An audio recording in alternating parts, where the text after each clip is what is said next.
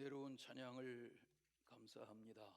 이제 이렇게 사순절이 지나가고 다음 주일이 종료주일, 또 4월 첫째 주일이 부활주일, 이렇게 절기의 변화 가운데 다가오는 봄, 주님께서 우리 모두에게 은혜 내려주시기를 기원합니다. 사람은 평소의 모습보다 결정적인 날, 결정적인 순간의 태도와 자세, 또 분별력, 그 입장이 대단히 중요합니다. 그 판단이 그 사람의 운명을 좌우하게 됩니다. 이것은 가룟 유다와 베드로의 차이가 그러한 것처럼 말입니다. 예수님의 12 제자 중에서 베드로를 빼어놓을 수 없습니다. 예수님은 가시는 곳마다 늘 베드로를 데리고 다니셨습니다. 베드로는 예수님이 기대하시던 제자 중에 제자였습니다. 평소에 예수님은 장차 때가 되면 내가 고난을 당하고 죽임을 당하고 또 사흘 만에 부활할 것이다, 이런 말씀을 여러 차례 반복해 오곤 하셨습니다. 그러나 제자들은 예수님이 하시는 말씀이 무엇인지 알아듣지 못했습니다. 믿으려 하지도 않았습니다. 그런 예수님에게 그런 날이 왔습니다. 예수님은 내가 하는 이 일을 내가 지금은 알지 못하나 후에는 알리라, 그런 말씀을 하십니다. 예수님이 마지막 유월절 전날 밤에 제자들과 함께 유월절 전날 만찬을 하십니다. 떡을 떼어 주시고 또 포도주를 따라 마시게 하시면서 이것이 내 몸이다, 또 이것이 너희들을 위하여 흘릴 나의 피, 언약의 피다, 이런 말씀을 하시고 식사하시다 말고 일어나셔서 겉옷을 벗고 허리에 수건을 동이시고 밖에 나가셔서 대야에 물을 떠가지고 들어오십니다. 그리고 제자들의 발을 일일이 씻겨 주십니다. 그때 베드로가 나서서 말하죠. 왜 주님이 우리의 발을 씻기십니까? 발을 씻기시려면 손도 씻겨주시고 머리도 씻겨주시고 이런 요구를 할 때 이미 깨끗한 자는 손을 씻는 것만으로 족하다, 이런 말씀을 하시죠. 뿐만 아니라 주님은 내가 너를 씻어주지 아니하면 너는 나와 상관이 없다, 이런 말씀을 하십니다. 그리고 제자들의 발을 일일이 씻겨주신 후에 남기신 교훈이 내가 너희에게 행한 것 같이 너희도 행하게 하려 하여 본을 보였다. 또 너희가 이것을 알고 행하면 복이 있을 것이다, 이런 말씀을 하신 후에 너희 중에 하나가 나를 팔리라, 이 말씀을 예수님이 그 마지막 유월절 전날 만찬 식사 자리에서 하신 것입니다. 오늘 본문으로 읽으신 마태복음 26장의 두 곳의 본문, 그 앞부분인 31절을 보십시오. 성경을 보시면 마태복음 26장 31절은 그때에 라는 표현으로 시작됩니다. 여기 그때라는 말은 유월절 만찬 자리에 떡과 포도주를 나누어 먹고 마시게 하시고 제자들의 발을 씻기시며 교훈하신 그 밤 시간을 말합니다. 그 현장을 말합니다. 예수님이 말씀하셨습니다. 오늘 밤 너희가 다 나를 버리리라. 제자들이 긴장했겠죠. 기록된 바 내가 목자를 치리니 양의 떼가 흩어지리라 하였다 하는 말씀을 하십니다. 여기 내가 목자를 치리니 양의 떼가 흩어지리라 하는 말씀은 구약 스가랴 12장 7절에 나오는 예언의 말씀을 인용하신 것입니다. 오늘 밤 너희가 다 나를 버리리라 하는 말씀은 제자들을 당황스럽게 했습니다. 뿐만 아니라 목자를 치면 양이 흩어진다 하는 말은 예수님의 죽음을 말씀하신 것이고, 우리가 아는 대로 제자들이 흩어진, 다 부인하고 도망가고 숨어버린 그 밤을, 그 사건을 주님이 예언적으로 말씀하신 것입니다. 32절에 보니까 그러나 내가 살아난 후에 너희보다 먼저 갈릴리로 가리라. 주님은 죽음 당하실 것에 대한 말씀만 하신 것이 아니라 내가 살아날 것이고 너희보다 먼저 갈릴리로 가리라 하는 소망의 말씀을 하신 것입니다. 또 살아난 후에 내가 갈릴리로 너희보다 먼저 가리라 하는 말씀은 예수님의 사역의 터전이 갈릴리죠. 가난하고 병들고 소외되고 어렵게 살아가던 그런 이들 속에서 주님은 거의 평생을 그렇게 지내셨고 부활하신 후에도 그들 곁에 먼저 가리라 하는 말씀을 하신 것입니다. 오늘 이 시간에 그날 그곳에서 있었던 베드로의 생애의 한 장면을 묵상하시는 중에 은혜되는 아침이 되시기를 바랍니다. 첫째는 장담하던 베드로입니다. 예수님의 말씀을 전해 듣던 제자들 가운데 베드로가 나서서 말합니다. 뭐라고 말했습니까? 모두 주를 버릴지라도 나는 결코 버리지 않겠습니다. 이 말을 들은 예수님이 뭐라고 말씀하세요? 오늘 내가 진실로 내게 이르노니 오늘 밤 다 굴기 전에 내가 3번 나를 부인하리라. 같은 상황을 기록한 마가복음 14장 30절에 보니까 오늘 이 밤 닭이 2번 울기 전에 내가 3번 나를 부인하리라. 마가복음에는 닭이 2번 온다 그런 표현으로 기록된 것을 보게 됩니다. 우리나라에도 덜어 있지만 미국 교회나 유럽 교회들 보면 종탑 꼭대기, 예배당 종탑 꼭대기 십자가도 있지만 닭을 올려놨습니다. 청동으로 닭을 조형해서 메어 달아놨습니다. 왜 그럴까요?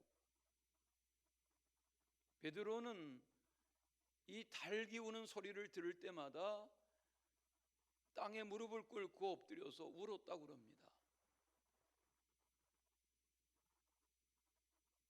닭을 바라보시면 삼계탕 생각하시면 안 되고 베드로의 통곡을 생각하실 수 있어야 된단 말입니다.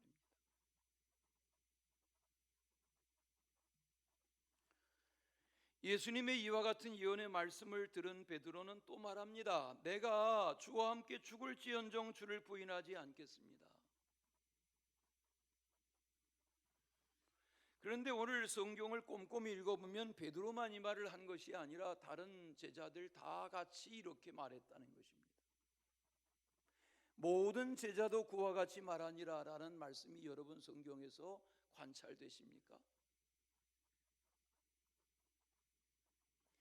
우리가 주와 함께 죽을지언정 주를 부인하지 않겠나이다 라는 이 호언장담은 베드로만 한 것이 아니라 도망가 버린, 부인하고 떠나버린 가룟 유다 나머지 11 제자들이 한결같이 그렇게 큰 소리 했다는 것입니다.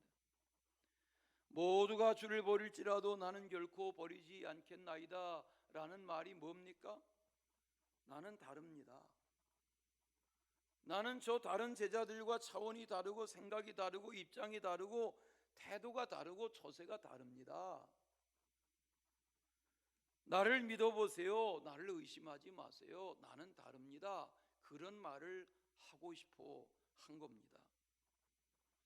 다른 제자들은 몰라도 나는 의례를 지키고 끝까지 주님 곁에 갈 길을 함께 갈 것입니다. 그런 말을 하고 싶어 했던 것입니다. 내가 주와 함께 죽을지언정 주를 부인하지 않겠습니다 라는 말을 보면 믿음직스러워 보이고 자랑스러워 보이지 않습니까? 마치도 전쟁에 죽기를 각오하고 무장하고 나서는 용기 있는 병사와 같이 보여지지 않습니까? 그런데 그렇게 큰 소리하고 호언장담하고 비장한 각오를 보이는 것 같던 베드로의 나중이 어떻게 됐냐는 거죠. 신앙생활이 뭔가요? 신앙생활은 행동으로 하는 것이지 말로 하는 것이 아닙니다. 노아 때에 하나님이 노아에게만 말씀하신 것이 아닙니다. 노아 시대의 모든 백성들이 듣게 말씀하신 것입니다. 홍수의 심판을 말씀하시고 하나님의 진노의 이유를 말씀하셨습니다. 그러나 그 하나님의 말씀을 하나님의 말씀으로 받은 이는 노아밖에는 없었습니다. 노아가 그 긴 세월 동안 방주를 건설할 때에 많은 당대의 백성들은 노아를 조롱했습니다. 비난했습니다. 그러나 노아는 하나님의 말씀대로 준행했습니다.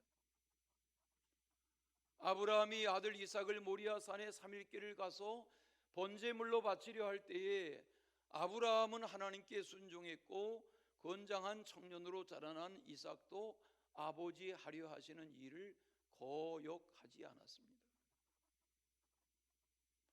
우리는 여호와 이레라는 표현을 아는데 하나님이 준비하신다는 여호와 이레의 말씀이 그 모리아산 정상 창세기 22장의 그 현장에 하나님이 예비하신 하나님이 말씀하신 말씀이 여호와 이레입니다.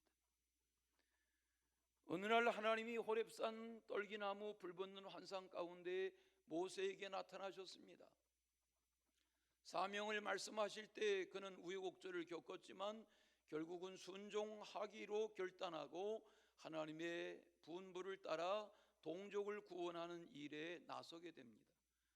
하나님은 하나님의 하시려는 일에 순종하는 모세를 통하여 40년 광야의 수많은 기사와 이적의 중심에 세우셨습니다. 신앙생활은 말로 하는 것이 아닙니다. 준행하는 것입니다. 행동하는 것입니다. 베드로가 누굽니까? 예수님은 베드로를 12제자 중에 특별히 끔찍이 위하고 사랑하셨습니다. 기대가 많으셨습니다. 지난 3년 동안 예수님은 이 베드로를 비롯한 제자들에게 온갖 공을 다 쏟으셨습니다. 정성을 다하셨습니다. 우리는 마태복음 16장에 예수님이 빌립보 가이사랴 지방에 제자들과 가셨을 때의 일화를 압니다.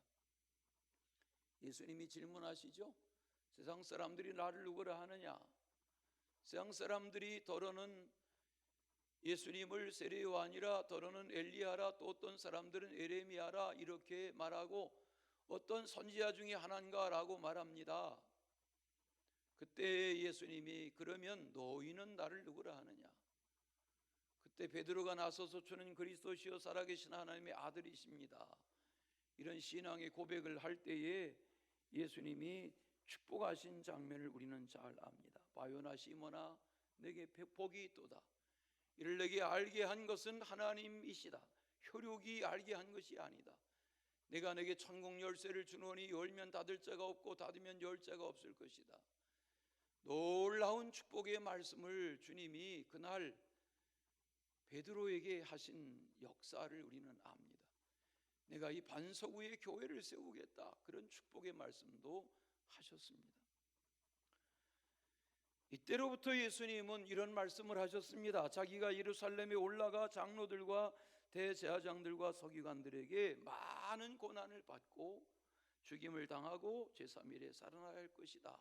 이 말씀을 그날 가이사랴 빌립보 가이사랴 지역에 베드로의 신앙 고백을 들은 그 후에 하신 말씀이 내가 고난당하고 죽임당하고 사흘 만에 살 거야 하는 말씀을 비로소 하신 것입니다. 그리고 그 후에 여러 차례 기회가 있을 때마다 하셨습니다.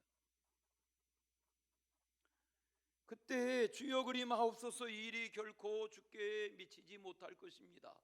이렇게 큰 목소리로 베드로가 나서서 항변했습니다. 그때 예수님이 베드로에게 책망하셨지요. 사탄아 내 뒤로 물러가라. 너는 하나님의 일을 생각하지 않는 자다. 그리고 예수님이 그날 제자들에게 강론하신 교훈해 주신 유명한 말씀, 이것이 기독교의 진리입니다. 화면을 보시고 한번 읽겠습니다. 다 같이. 누구든지 나를 따라오려거든 자기를 부인하고 자기 십자가를 지고 나를 따를 것이니라. 누구든지 제 목숨을 구원하고자 하면 잃을 것이요 누구든지 나를 위하여 제 목숨을 잃으면 찾으리라. 사람이 만일 온 천하를 얻고도 제 목숨을 잃으면 무엇이 유익하리요? 사람이 무엇을 주고 제 목숨을 바꾸겠느냐? 인자가 아버지의 영광으로 그 천사들과 함께 오리니 그때에 각 사람이 행한 대로 갚으리라. 마태복음 16장 24절 이하의 이 말씀이 주님이 이 땅에 오셔서 가르치려고 하셨던 가장 비장한 복음의 진리의 말씀이 이 말씀입니다. 예수님을 따르려면 자기를 부인하고 자기 십자가를 지고 주님을 따라야 된다. 이 말씀을 묵상하다 보면 우리의 믿음이라는 것이 뭔가, 또 우리 믿음이 때때로 얼마나 갈대처럼 연약한가 하는 것을 시인하지 않을 수 없습니다. 예수님은 일관되게 가시는 곳마다 자신이 장차 나아갈 길을 말씀하셨습니다. 나는 고난을 겪고 십자가에 죽고 그리고 3일 만에 다시 살 것이다. 주님의 가시는 길을 일관되게 말씀하셨지만 제자들은 들으려 하지 않았습니다. 도대체 예수님 중심의 삶을 산다는 것이 뭔가? 내 뜻대로, 내 판단대로, 내 고집대로, 내 주장대로, 내 견해대로, 내 분별력대로 사는 것은 내 신앙이지 주님 중심의 신앙이 아닙니다. 하나님 중심, 예수님 중심, 성령 중심, 성경 중심, 말씀 중심, 공동체 중심의 삶을 산다는 것이 무엇인가 말입니다. 예수님은 많지도 적지도 않은 12로 예수님의 이 사명자가 되기를 기대하셨지만 한 제자는 주님을 팔아버리고 도망가 버렸고 자결해 버렸고 11 제자들마저도 지금 주님의 가시는 길을 전혀 모르고 있습니다.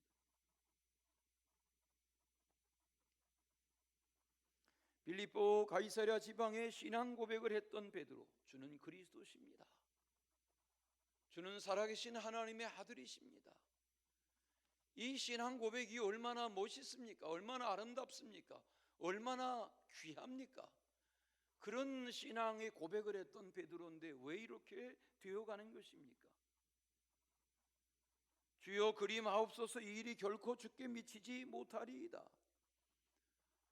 그런 말할 때 예수님은 사탄이라고 물러가라고 엄히 경계하고 책망하신 것을 봅니다.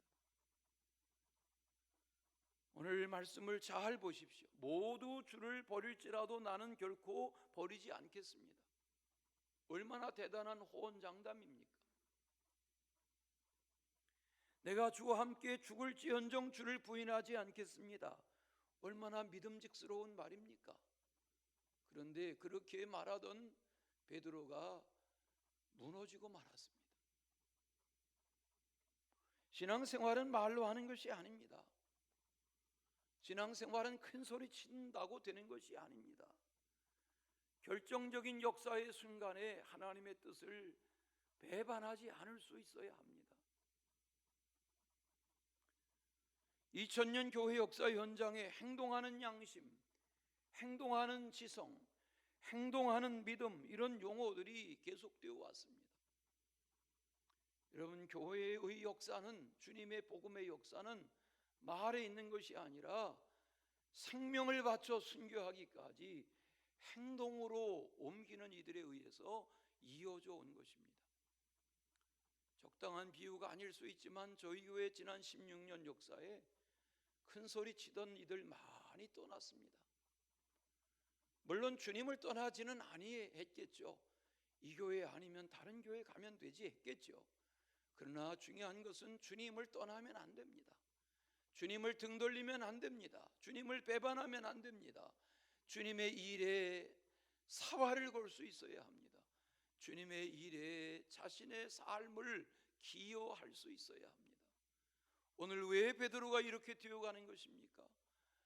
왜 베드로가 이렇게 된 것입니까? 베드로의 믿음이 그 정도밖에는 되지 않았습니다. 행동이 따르지 못하는 구호나 슬로건이나 큰 소리, 맹세 다 허공에 사라지는 안개와 같은 것입니다. 공주, 영명, 여학교를 나온 이들이 많습니다.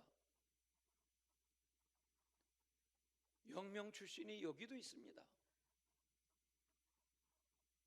그러나 다 유관순처럼 산 것은 아닙니다. 앨리스 샤포의 교훈을 받았던 이들 중에 유관순 같은 시대적인 딸이 있지 다 그렇게 산 것은 아닙니다. 중요한 것이 무엇입니까? 큰 소리로만 해서는 안 됩니다. 행동으로 보여야 합니다. 주님을 사랑하십니까? 교회를 사랑하십니까? 행동으로 보여야 합니다.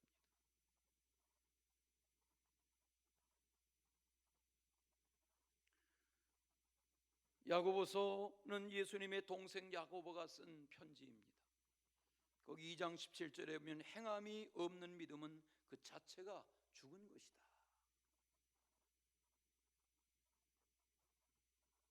큰 소리 치는 것으로 장담하는 것으로 하지 말고 묵묵하게 베세메스를 향하는 소처럼 갈 길을 가는 그런 은혜의 주인공 되시기를 바랍니다. 두 번째는 부인하고 맹세하며 저주하던 베드로의 모습입니다. 날이 밝아오고 있습니다. 6월절 전날 밤입니다. 예수님은 겟세마네 동산으로 가셨습니다. 그 기도 동산에 가까이 베드로, 야고보, 요한을 데리고 가셨습니다. 그런데 저들이 잠만 콜콜 잤습니다. 잠들어 있는 제자들을 와서 보시고 주님이 시험에 들지 않게 깨어 있어 기도하라고 하셨습니다. 오늘 26장을 펼쳐 가지고 계신데 마태복음 26장을 보시면 41절에 제가 설명하는 장면이 이 26장 안에 나옵니다. 마태복음은 26장이 제일 깁니다. 예수님의 역사적인 날을 기록한 방대한 장면이 마태복음 26장입니다. 거기 41절에 보니까 시험에 들지 않게 깨어 있어 기도하라고 3명 데리고 갔던 겟세마네 동산에 졸며 잠들어 버린 제자들에게 말씀하신 것입니다. 예수님은 부탁했지만 소용이 없었습니다. 잠이 깊이 들어버렸습니다. 세 제자들을 뒤로 하고 예수님이 또 세 번째 기도하러 나가셨습니다. 한참 기도하시고 이마에 땀방울이 핏방울이 되도록 기도하시고 다시 제자들에게 와서 보셨습니다. 아주 깊이 잠들어 있었습니다. 예수님이 이렇게 말씀하셨습니다. 이제는 자고 쉬라. 보라, 때가 가까이 왔다. 인자가 죄인의 손에 팔린다. 일어나라, 함께 가자. 나를 파는 자가 가까이 왔다. 45절 46절에 보면 마태복음 26장에 다 나오는 내용들입니다.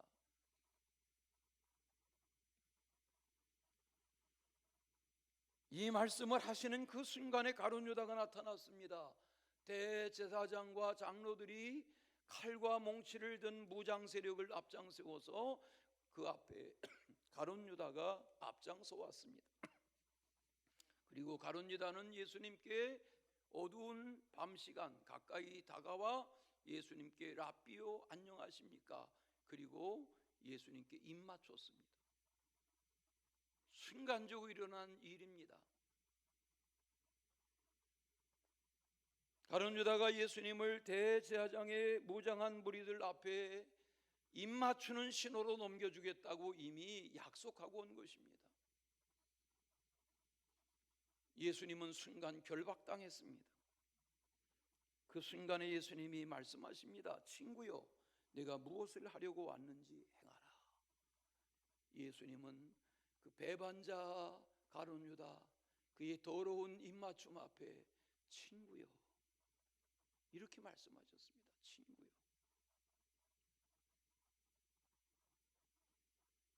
(50절에) 보시면 그런 말씀이 나오죠. 친구여. 그 순간에 대제사장의 명령을 받은 칼과 몽치를 든 군대가 예수님을 포박합니다.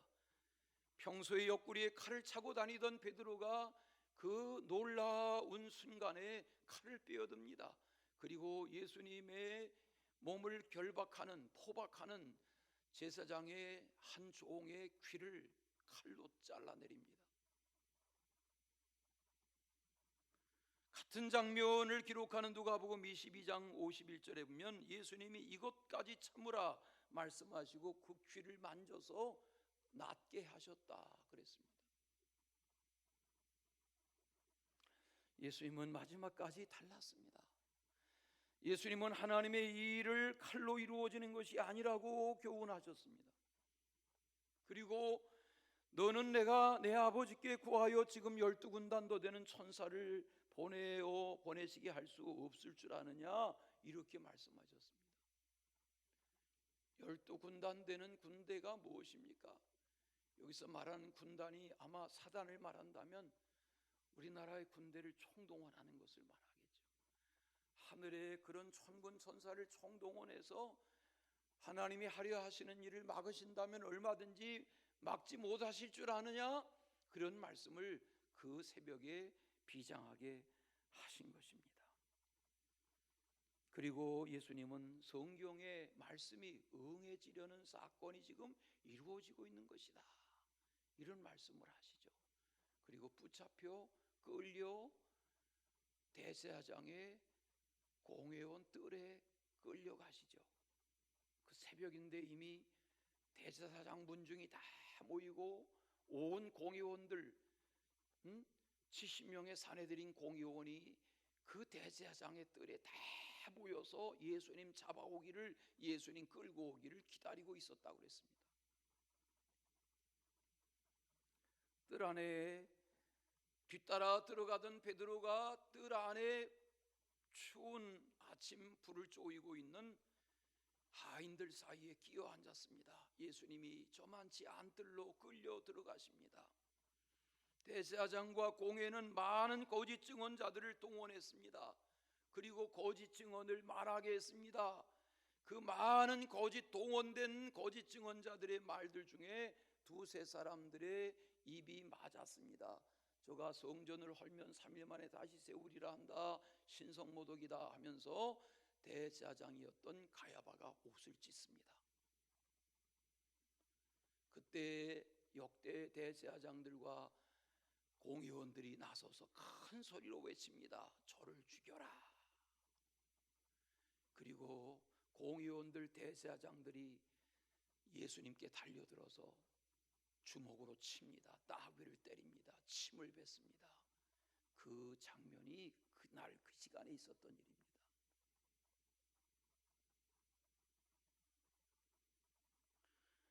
마태복음 26장 67절 68절에 나오는 장면들입니다. 오늘 본문으로 읽으신 그 앞에 보면 그런 내용들이 자세하게 나옵니다.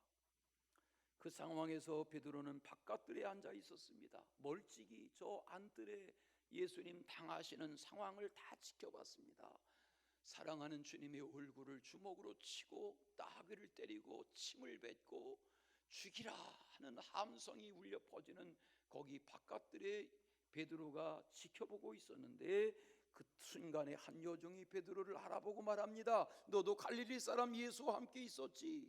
베드로는 말합니다. 나는 예수를 모른다. 나는 내가 무슨 말을 하는지 모르겠다. 그렇게 말하고 앞문으로 슬금슬금 빠져나가려고 하는데 또 다른 사람이 베드로를 알아봅니다. 너도 저 예수와 같이 다니는 거 내가 보았다. 그렇게 말합니다. 그때 저가 맹세하고 말합니다. 나는 예수 모른다고. 그런데 잠시 후에 또 한 사람이 베드로를 알아보고 말합니다. 너가 갈릴리에서 예수와 함께 다니던 사람이 맞다. 내 갈릴리 사투리를 들어보니까 내가 맞다. 이렇게 베드로에게 다그칩니다. 그때 당황한 베드로가 나는 예수를 알지 못한다. 이렇게 3번 부인하고 맹세하고 저주하고 예수님을 버립니다. 큰 소리치고 혼장담하고 죽으시면 안 된다 하고 끝까지 같이 가겠다고 하던 베드로가 이렇게 되고 말았습니다. 다시 말합니다. 여러분, 신앙생활은 말로 하는 것이 아닙니다. 큰 소리로 하는 것이 아닙니다. 장담으로 하는 것이 아닙니다. 맹세해도 믿을 수 없습니다. 예수님은 평소에 늘 말씀하셨습니다. 화면을 보고 다시 읽겠습니다.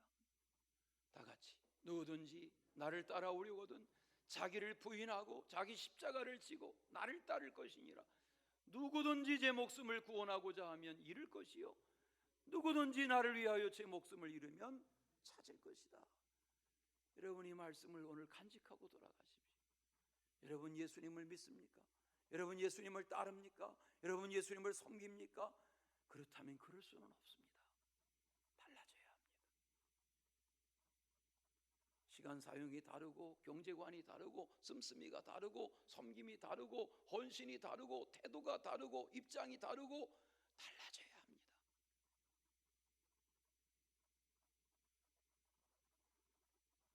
평소에는 잘 모릅니다. 평소에는 차이가 없습니다. 그러나 결정적인 순간, 역사적인 순간에 달라집니다. 죽정인지 알공인지 알 수 있습니다. 진짜인지 가짜인지 분별이 됩니다. 비가 오면 안다잖아요. 진짜 가방인지 가짜 가방인지. 예? 비가 오면 진짜 가방은 가슴에 품고 가짜 가방은 우산 대신 쓴다잖아요. 짝퉁 가방인지 진짜 가방인지 안다 말이에요.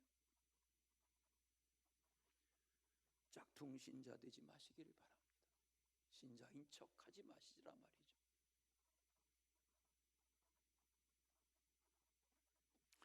환난을 겪어보면 압니다. 불같은 시험을 당해보면 압니다. 진짜인지 가짜인지 고난을 겪어보면 알 수 있습니다.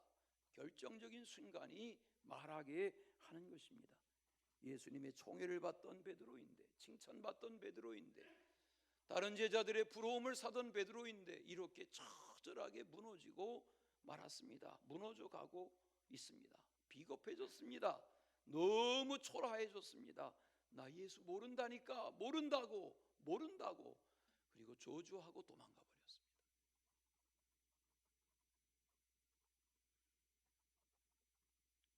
이미 가룟 유다는 예수님 부인하고 예수님 팔아서 본 동전을 성전에 던져버리고, 그리고 사도행전 1장의 장면처럼 아길다마 피밭에서 스스로 목숨을 끊어버린 창자가 새어나온 비참한 역사의 주인공이 되었습니다.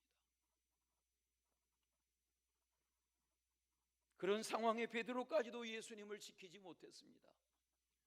죽기까지 함께 할 것이라고, 끝까지 같이 갈 것이라고 했던 베드로인데 지금 이렇게 다 무너지고 말았습니다.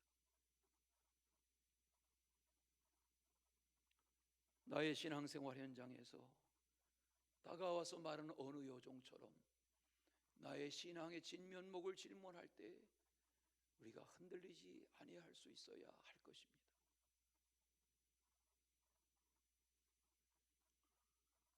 보배로운 믿음의 주인공으로 살아가는 그런 하나님의 사람들 되시기를 바랍니다. 마지막은 심히 통곡하는 베드로입니다. 예수님을 모른다고 부인했습니다. 맹세했습니다. 저주했습니다. 그리고 떠나갔습니다. 예수님 그날 골고다 언덕에 십자가에 운명하시기까지 베드로는 보이지 않았습니다.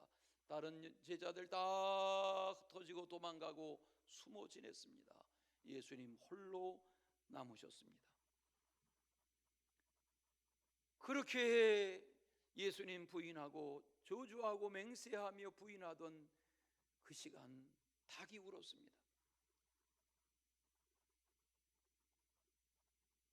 베드로는 평소에 예수님이 하시던 닭 울기 전에 내가 3번 나를 부인하리라는 말씀이 생각나서 그 대제사장의 뜰 밖에 나아가서 통곡하며 심히 통곡하며 울었다고 했습니다. 잘 들어보십시오. 여러분, 우는 것만으로도 안 됩니다. 통곡하는 것만으로도 안 됩니다. 베드로는 그 새벽에 통곡했지만 도망갔습니다. 통곡했지만 숨었습니다. 통곡했지만 예수님의 골고다 언덕 가까이 따라가지조차 못했습니다. 여러분, 눈물에 너무 비중을 두지 마십시오. 눈물 흘리는 사람이라고 너무 마음 빼앗기지도 마십시오. 눈물이 역사를 바꾸지는 못합니다.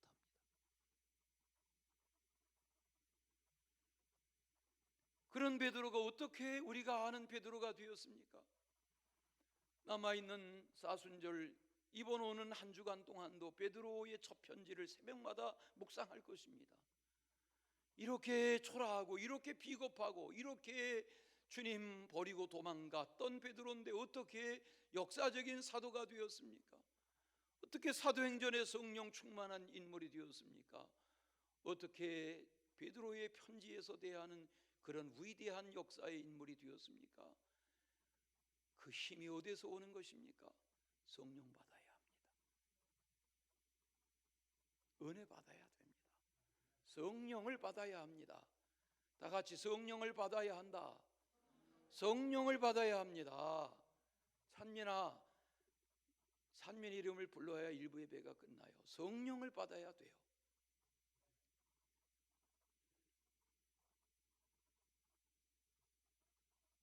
소영이도 진호도 성령을 받아야 돼요.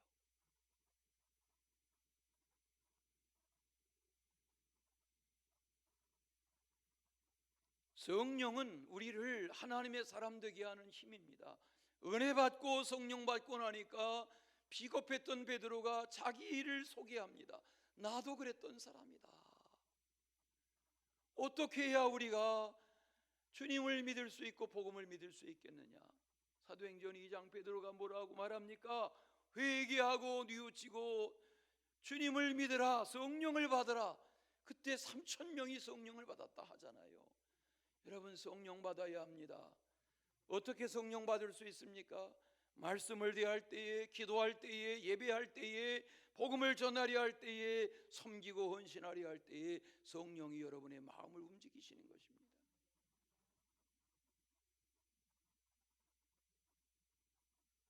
저희 아들이 약정해 놓은 넷플릭스가 있어서 어제 방탄소년단 광화문 집회 실시간으로 잠깐 들여다봤습니다. 저는 5분도 볼 수 없었습니다. 거기에 실시간 세계 인구 수억 명이 어제 광화문 그 현장을 봤다고 그럽니다. 저는 5분도 지루했습니다. 왜? 다릅니다. 결이 다릅니다. 아무리 세련된 광란의 춤을 춰도 저는 마음이 움직이질 않았습니다. 꺼버렸습니다.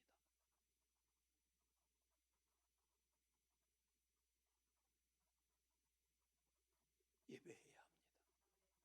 말씀으로 돌아와야 합니다. 은혜를 받아야 합니다. 성령을 받아야 합니다. 그래야 달라질 수 있습니다.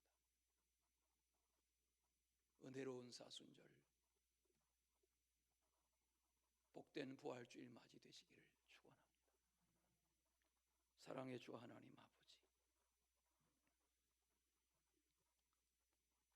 주님의 은혜, 주님의 사랑, 주님의 능력, 주님의 긍휼, 주님의 권세, 주님의 의를 믿는 믿음으로 진리 안에서 순교자의 신앙을 본받아 살만한 하나님의 사람들로 빚어 주시옵소서. 우리의 연약한 믿음을 불쌍히 여겨 주옵소서. 예수님의 이름으로 기도하옵나이다.